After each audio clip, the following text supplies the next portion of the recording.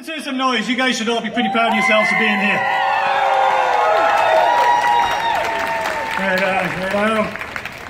Okay, feel free to move in if you want, stand wherever you want. I assume you can all hear me. Can you hear me back there? We got 4 pretty snazzy speakers here. I can turn it up if you need me to. So, I feel like I'm scaring these two down here. All right. Okay, first of all, I'm Adam Cooper from Neighbourhood Watch. Most of all, I'm a Cambridge citizen. I have to say, thank you. First of all, I want to thank you for coming to this. Okay? You deserve your own round of applause for coming to this and standing up. Okay? Standing up for your safety, standing up for the city, standing up for what you believe to be right, and standing up for some well-needed change. Just like this well-needed water I need. Okay, so, why are we here? What has brought us here? Well, let's take back Cambridge. What does take back Cambridge mean? People have asked me that. This is taking back the power of the people to be heard. For you to have a say in your safety, in the future of your families and businesses, in your city. So I'll get right into this. I'll get right into what I've seen, what we've all seen. We've witnessed the barrage of drug-fueled crime, antisocial behavior, harassment, theft, vandalism, forced entries, public masturbation, defecating in the streets, or as I just heard from somebody today, all around Central Church down there. It smells like a urinal. Extreme threats of violence, burglaries and assaults, to human trafficking and even murder. People have woke in the morning to find people with knives in their homes. We know of some people that are currently taking PTSD treatment for what they've experienced inside their homes. Criminals browse properties and residents. They browse them and like shopping in a mall. We've all seen the videos. Unafraid of cameras, unashamedly parading their stolen goods in broad daylight. Completely unafraid of consequences. As they know, there's almost no chance there'll be any. Accountability and law and order has all but disappeared. We see crime and ongoing harm to residents and businesses becoming normalized as a way of life of Cambridge. We see intoxication and hard drug use go unabated and unchallenged in public parks and streets. We see needles and drug paraphernalia litter our streets, parks and back alleys, left for our children to find. I've personally seen tent encampments all over the city, many housing bicycle chop shops, masses of stolen property, piles of discarded used needles and various drug paraphernalia, piles of stinking garbage. Some are like apocalyptic scenes from a movie. People sadly living in filth and despair, maintaining their habits off whatever they can steal from the local community, from you. And we allow it, all of it. We see for sale signs in front of homes, empty storefronts lining downtown.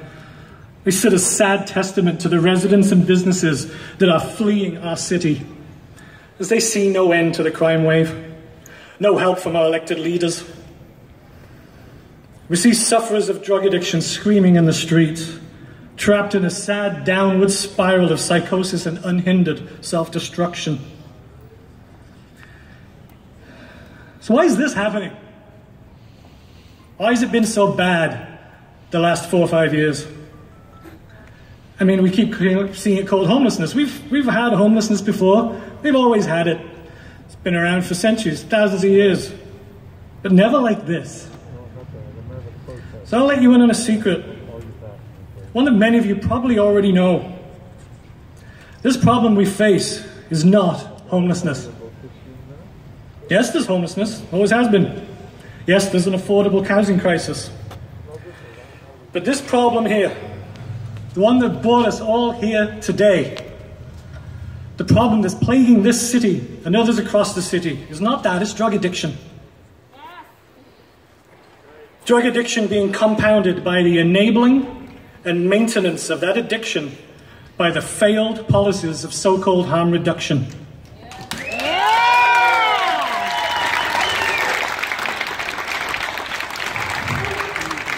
The process of not handling, not tackling, not removing the addiction, just attempting to manage the harm.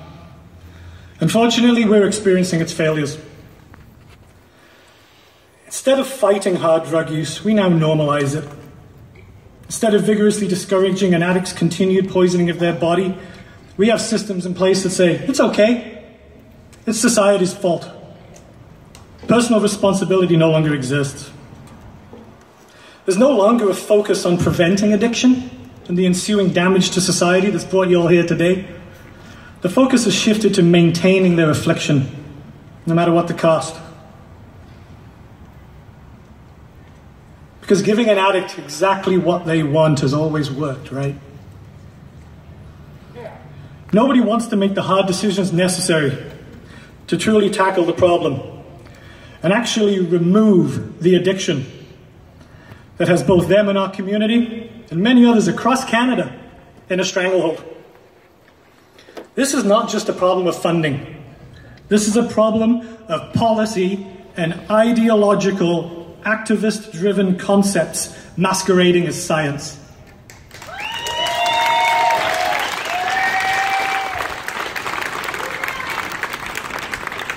Harm reduction focuses on today at the expense of tomorrow. And we all pay the price for that.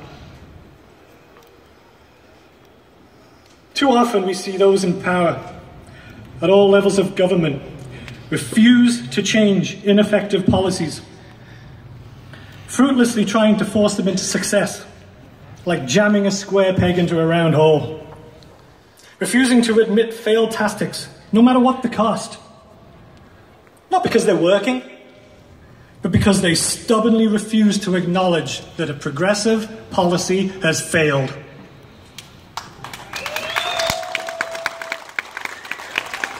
This is not an ideological argument to be won.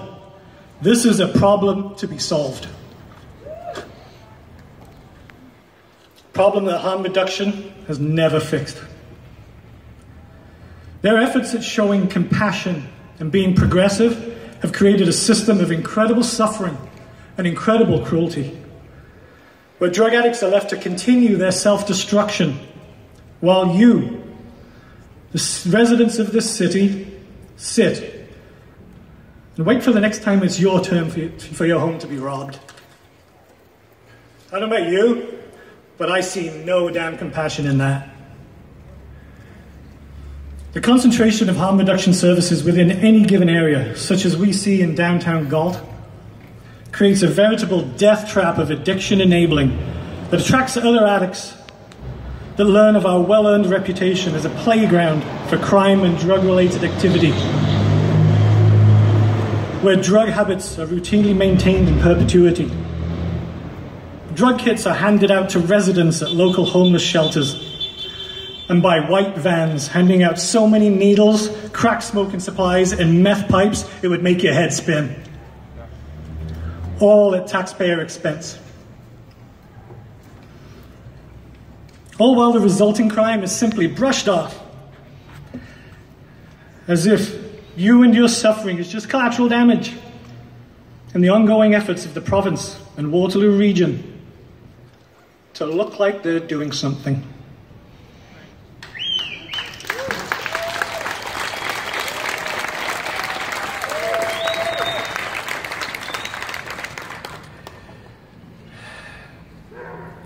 One of the major contributing factors to the crime and the mess we find ourselves in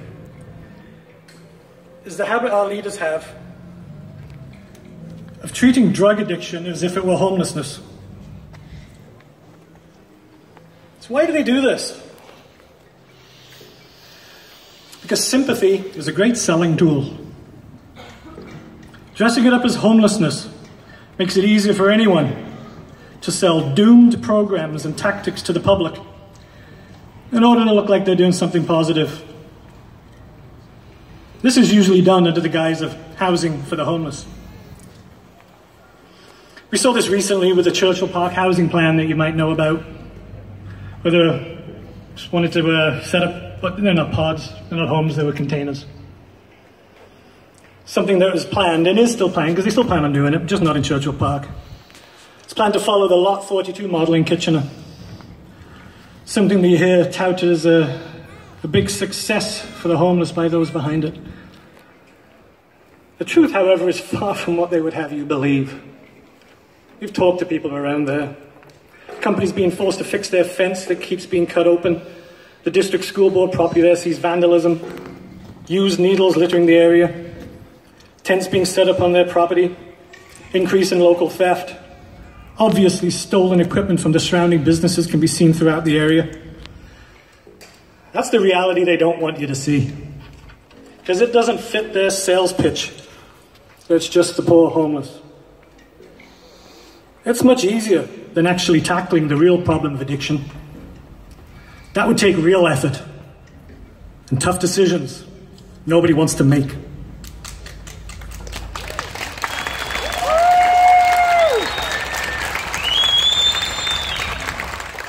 Self-serving groups looking to franchise a crisis pop up out of nowhere, claiming to want to help the homeless.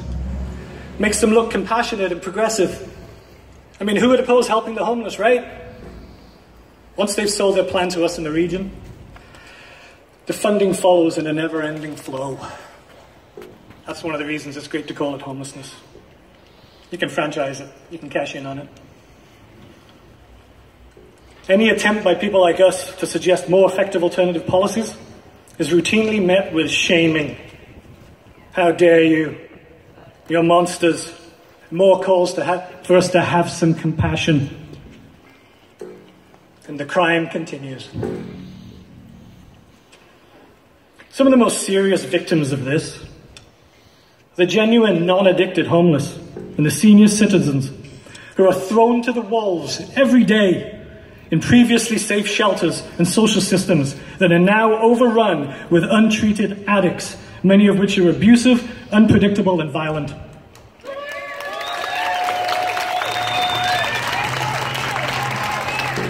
I don't call that compassion for the homeless. I don't call that help. I call that cruel. In fact, I met a recovering addict this week, just a few days ago. He told me that the shelter system that he was in is so overrun, this is the Cambridge system, so overrun with untreated addiction that attempts at sober living are impossible. So as you've heard, this protest is not against the homeless. It never was. The homeless are victims in this too, along with you. Yeah.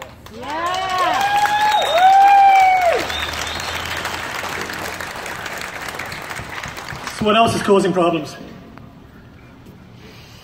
Or is about to? Another dangerous element of harm reduction, man, I hate calling it that, then you and your families need to be aware of is the very real possibility of an ejection site coming here. I refuse to call it its official name of a CTS, Consumption and Treatment Services, as everyone on both sides of this argument knows that the treatment part of it just doesn't exist in any effective manner. They'll sell it to you on that, but it's not there. This is one element of harm reduction that is truly being sold to you on a lie. Despite 3 years of absolutely overwhelming opposition from the local community, KW Region, our mayor, and the majority, not all, the majority of our local leaders still insist on going against the wishes of the public and going to extraordinary measures to get what the region wants, an injection site into Cambridge, with no consideration whatsoever for the unintended consequences and criminal issues that will follow, guaranteeing an already intolerable situation will get even worse. If you think crime is bad now, wait till we get one of those.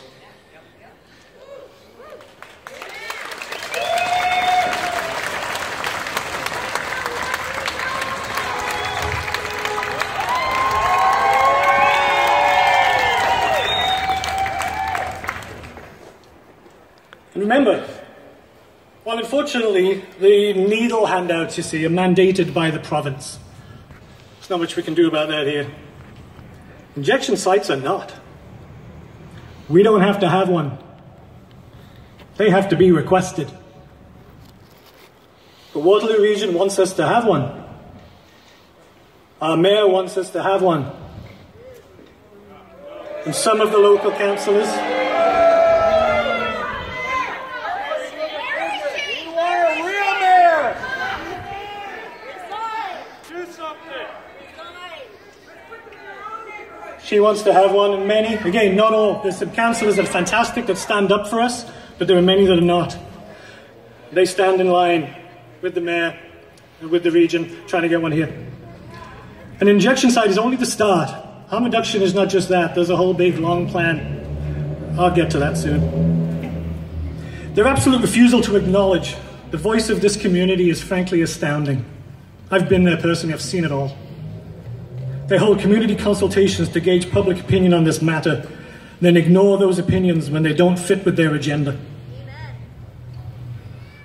Asked about the effect of Calgary's first injection site on the surrounding community, Calgary's chief of police at the time said the area has become a magnet for those involved in the drug lifestyle. The police had also said drug dealers are flocking to the community to target the vulnerable population using the site. This is already occurring in Kitchener because they have one. And it will get worse. It always does. Wherever they are opened. This one might shock you. In August 2018, Regional Council directed Public Health to explore a Made in Waterloo model for an injection site. Part of Public Health recommendation to Waterloo Region is for an injection site services for youth. For youth, your children. I have that document if anyone wants to see it. When I asked that recovering addict I met a little while ago what he thought of the region's drug policies, he said they're blind, they don't have a clue.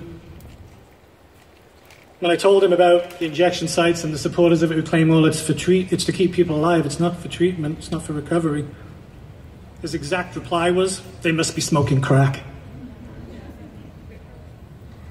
Put all this together, and what has brought us here is what you get. It's never sold to us this way. It's never meant to be this way. But this is what the sad, unintended consequences of these actions are. The enabling of addiction and the almost complete lack of rehab and hope. We've made it easier to get high than it is to get help. And the crime continues. Again, where's the compassion? Where's the common sense in that? These people are dying because we're helping them to do it.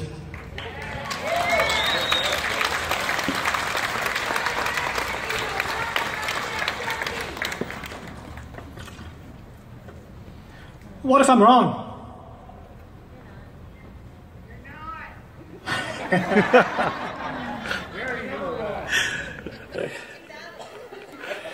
Thank you. But what if I'm wrong? So what if I'm wrong? What if we could look forward 5, 10, 15 years into the future to see, let's see the long-term results of harm reduction and the enabling of addiction. Wouldn't that be great? Well, we can. All you have to do is look at the seeds of the east side of Vancouver. They got their first injection site in 2003. 17 years later, their death rates in a year when they started match what they get in a month. To say the scene there is a testament to apocalyptic failure is an understatement. What we have here looks like Disneyland compared to what's happened over there. What we have here is just the beginning. And I need you to understand that. This is a beginning. They get the foot in. There's another one that comes after that. And there's a lot of feet on this monster. The future, what does that involve? Well, the decriminalization of hard drugs is another concerning step. It's being called for publicly by our police chief.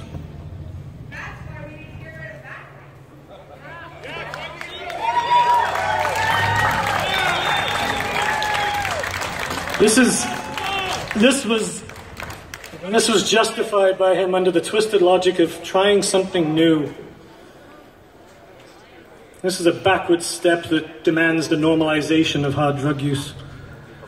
New does not mean effective. New does not mean right. In San Francisco, decriminalization of hard drugs was sold to the public as a method to help people get off the streets. Instead, what it did is it opened up the floodgates for open drug use in the streets and parks.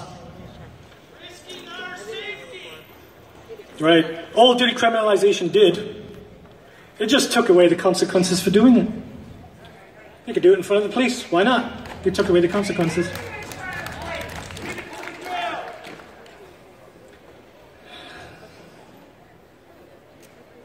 The other horrific harm reduction step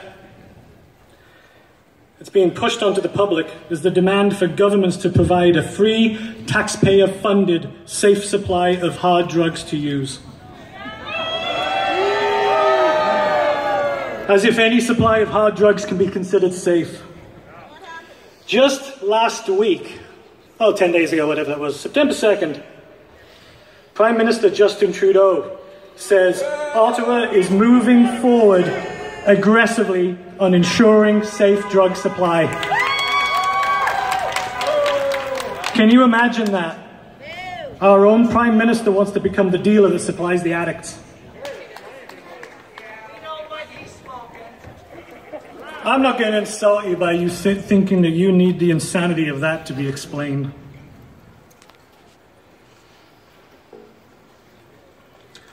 Sanguine Health Clinic. They're the people that operate the injection site in Kitchener. They want the one here. They're the ones that run around in those white vans, handing out the thousands of needles that they get paid for. They want it badly. They openly demand it. They lobby for it.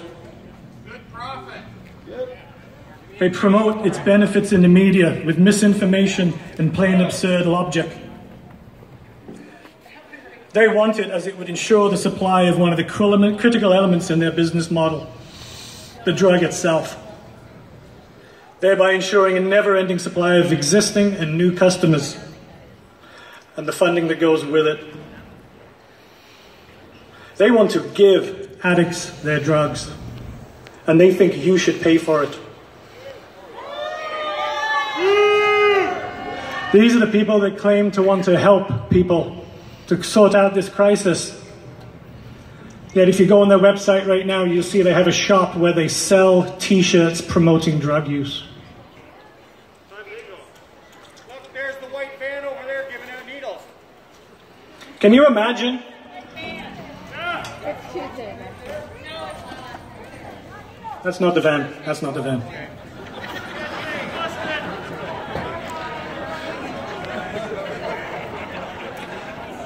These are the same people, like I said, selling t-shirts, promoting drug use. Can you imagine a pediatrician specializing in lung cancer caused by smoking, having his own website, selling t-shirts, promoting smoking? That's not someone that wants to solve the problem. That's somebody that wants more customers.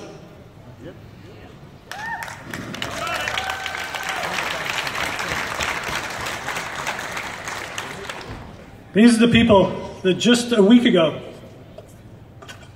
went on CTV, a group of them in a Zoom meeting. Go on CTV, you can look it up. They went on there to discuss what it really was, is defend the reason why the overdose deaths in Kitchener have already exceeded what they did the year before. Despite the fact that they run an injection site that's supposed to stop the overdoses. The shocking thing about that meeting on TV is that they came up with their reasons for why there's been so many deaths. You want to listen to this one. They all unanimously agreed that the main reason for the increase in overdose deaths in Kitchener-Waterloo this year is lack of compassion.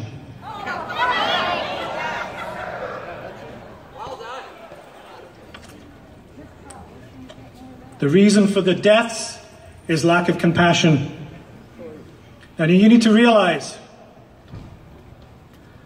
these are the people that want to franchise a crisis, no intention of solving it, and these are the people that Waterloo Region pays and has tasked to take care of the harm reduction plan and trying to keep people alive.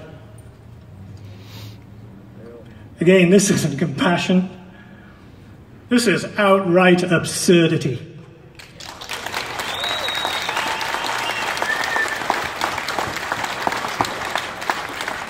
If we, as a truly compassionate community, had a practice of steering people into treatment programs, how many lives, not just the lives of addicts, but also their families, members of the community, would be given hope when these addicts become former addicts and lived out their days being present for their families, successfully separated from addiction rather than burdens to loved ones and society. They can be there for their children. Hundreds, thousands, do you think?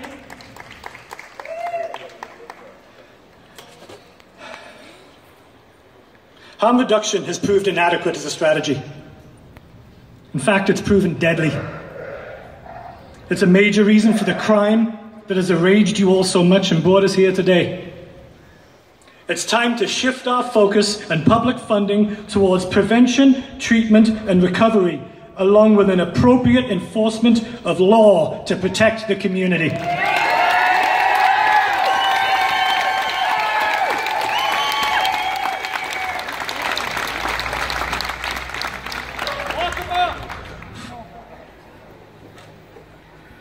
So what happens when all of this is explained to our leaders? When you try to plead to them, talk to them like this, rationally, with common sense arguments, right here in City Council? Well, I can tell you, this is what I and many others have found.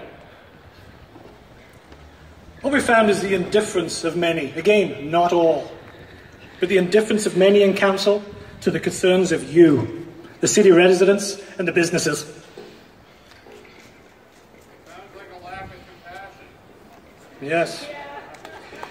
I and others, we've attended numerous community consultations within our city, where safety and drug-fueled crime and violence was brought up. An array of town hall meetings where the public were permitted to ask questions of the mayor and various councillors, police chief. Unfortunately, I hate to say, it was so consistent that every single one of these events, myself and others repeatedly witnessed the valid concerns of this city's residents be met with political non-answers, misdirection, deflection of blame and responsibility. Bullshit. Their fears were routinely minimized or condescendingly brushed off as baseless or perceived. Any counter comments to their answers, strictly forbidden. Questioning their answers in a healthy public debate is never allowed. You accept their answers, you do not get to question them. Trust me, I tried.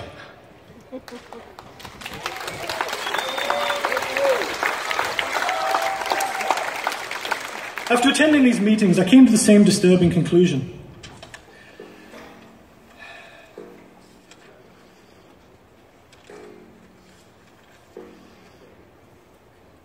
That many of our local leaders, they know the danger, they know of the crime, they know of the decline of the community. How can they not? It's all over social media. I put a lot of it there. But the need to appear compassionate is just more important. They care. They just don't care enough for you.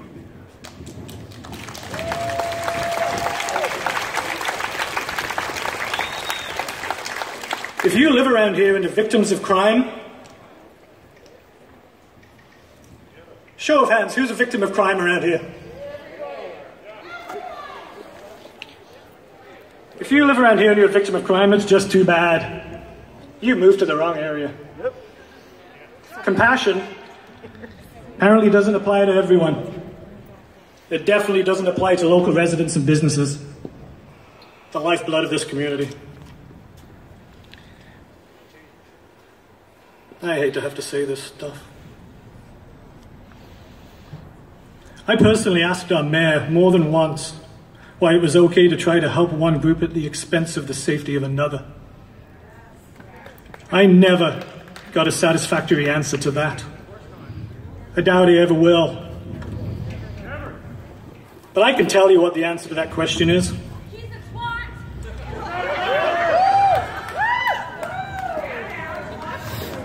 That's a good one, but I can tell you what the answer to that question is. It is always wrong to try to help one group of people by trampling on the rights and safety of everybody else. You have a right to feel safe. Your children have a right to grow up in a safe environment, free from fear, violence, theft, and other drug-fueled crime. You have a right to the enjoyment of your home that you have worked so hard to attain. We have a right to expect that all our governments do not knowingly and willingly put us in danger and treat us as expendable in their ill-fated attempts to handle a crisis that has gone so horribly mismanaged for so long.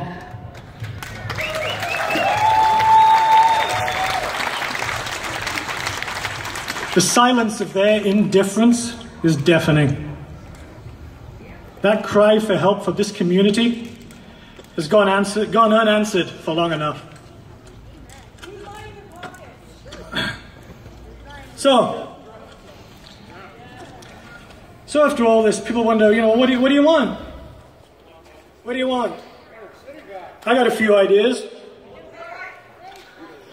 First of all, I want the regional local government to make public safety its #1 priority in all future decisions regarding these issues.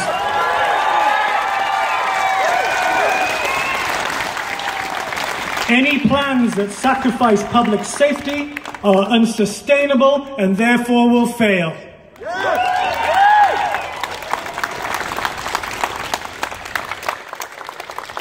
Their habit of discounting and shaming into silence anyone that voices opposing opinions or better solutions is a disgrace. It's an insult to democracy and to the very members of this community that they have made a promise to represent.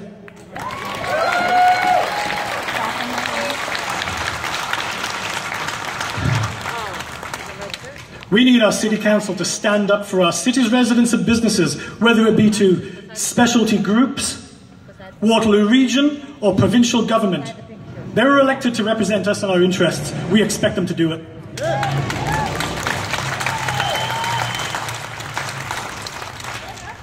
We need consistent enforcement of all laws for those who choose to live off crime and the victimization of others.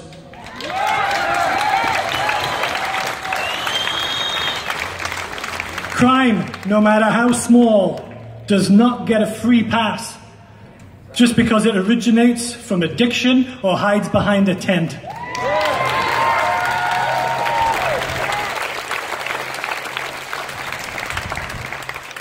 We have a top-down message. Unfortunately, we have a top-down message being sent publicly by our police leader that we can't arrest our way out of this. An unfortunate message that is heard loud and clear by the criminals that already have very little fear of the law. He has also stated publicly that we need injection sites.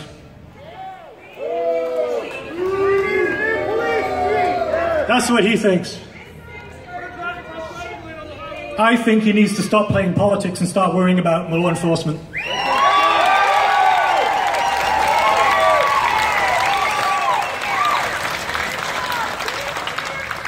It's the job of law enforcement to enforce the law and protect us. We expect it to be done. Once low-level crime stops being enforced, criminals get the message that it's a free-for-all. Laws no longer apply. Do whatever you want. That's what we're seeing here every day. Being a drug addict is not a crime, but they still need to be held accountable for their actions, just as we are.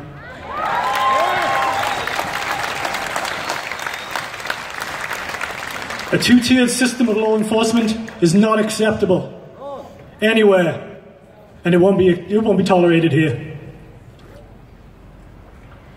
This next one is important.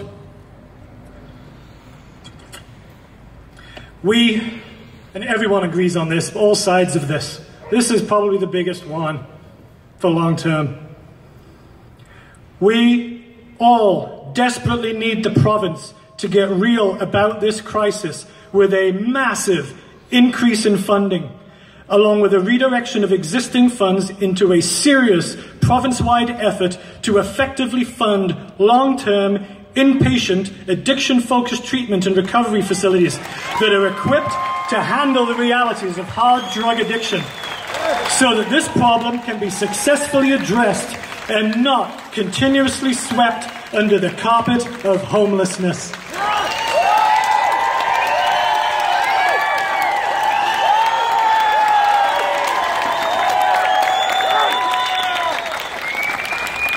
We need the province to commit to new and improved provincial mental health services and facilities to replace the ones shut down 35 years ago.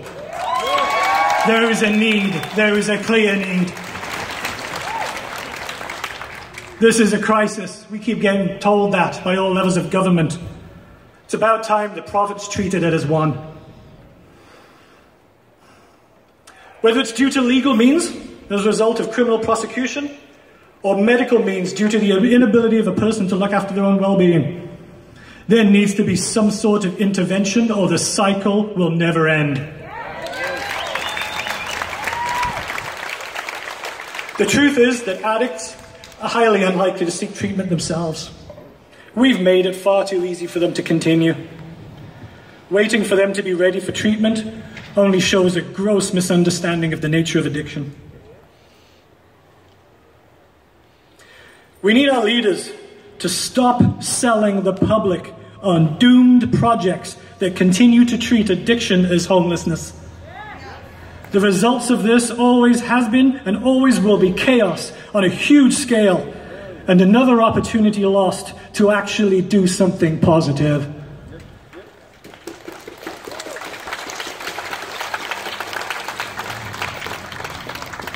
Speaking of decisions, I want the City of Cambridge to stop continuously creating masses of advisory committees and task forces that shut out elected officials and do not represent public interest.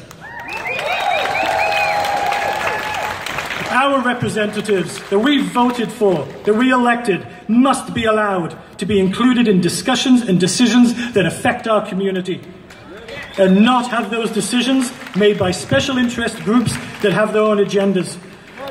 Democracy demands that your voice be heard. We need a wider distribution of social services through KW Region. Downtown Galt is not an entire city, it's just a small piece of one. And it is clear that it cannot handle the level of services it currently has. You and Galt are not to be used as a dumping ground for what the region clearly does not want to handle in its own backyard.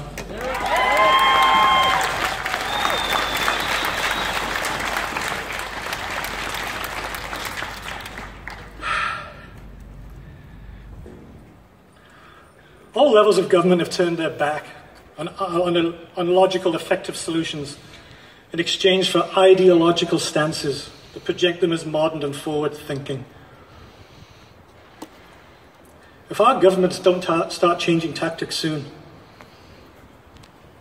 I really believe that they would be complicit in mass crime and the avoidable deaths of thousands of addiction sufferers due to their stubborn refusal to shift tactics and policies.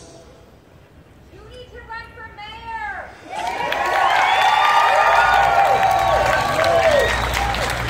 I really wish I didn't have to say this shit. Somebody has to. We need you! We need you! These people, the addicts that have children, they have families. Not all are criminals, not all are robbing. They don't need help. They don't need encampments. They don't need shipping containers to live in, and injection sites, and bags of meth pipes. They need help. The kind that takes courage. The kind that gives them and society a real fighting chance at recovery. They need intervention. And we need safety. We need our city back. That is real compassion.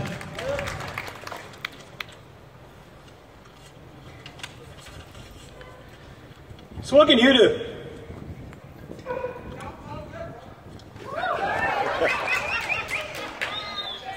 You need to stand up, as you're doing now. Repeatedly, you need to come out when we call you for stuff like this. This is the stuff that gets attention.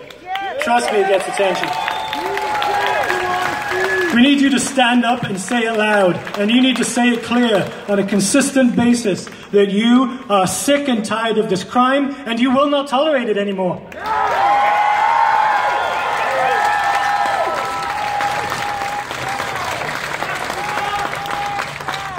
The most important thing you can do, and it's unfortunate that we've reached this point. I've tried the past 3 years to try not to reach this point. You need to show your elected officials who holds the real power in this city.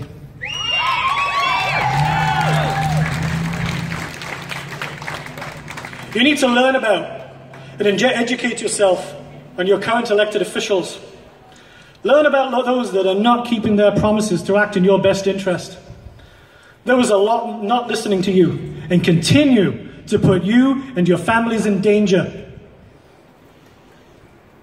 And then practice your democratic right by showing them who has the real power and vote them out of office.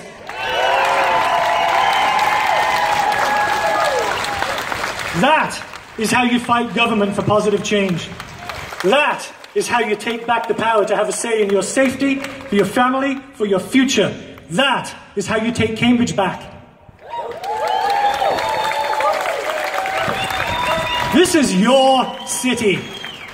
You have the real power here.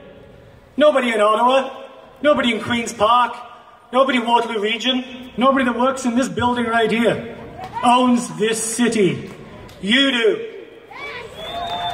What you say goes, but it won't go until you say. And by being here today, you've decided to say. You've decided to say that you've had enough of the dangerous decline and mismanagement of this community. That's enough. So I say to you, now, in fact, I say to other cities that have, because this is happening all across the province, all across the country, I say to our friends, our neighbours in Guelph that are dealing with this, take back your power, take back your city. Kitchener, take back your power, take back your city. Guelph, take back your city. Toronto, those poor people over in Lethbridge, Alberta, in Vancouver, you, the people, have the power. Take it back and take back your city.